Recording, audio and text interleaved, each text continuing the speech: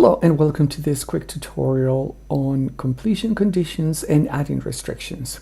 I'm on week 1 of my course. I'm going to scroll down and you can see that I have 2 books and a quiz. Now this quiz is based on the input from this book.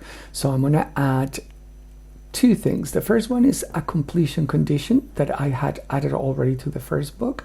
I'm going to click on the 3 dots, edit settings, and I'm going to add a completion restriction. And in this case, condition. In this case, it is I want them to view the activity, save, and we will see if we go back that now it appears here done. And the criteria is must be viewed, so that's fine.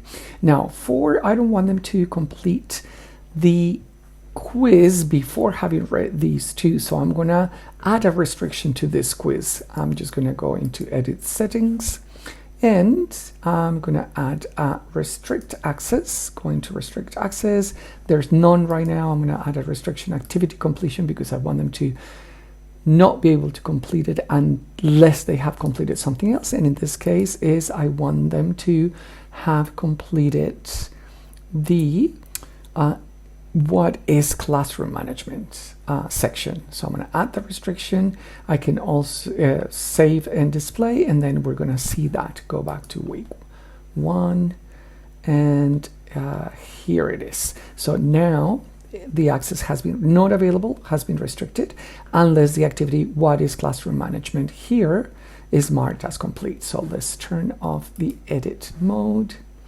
and let's look at what it looks like. So here it is. So classroom management, I cannot do it unless I have done this. It is marked as complete. I've marked it as complete. Okay, so in this case I have what is classroom management, why it is important, and the summary table before they can actually go back. So if I go back to the main page, then I've added those 2. Okay, thanks for watching.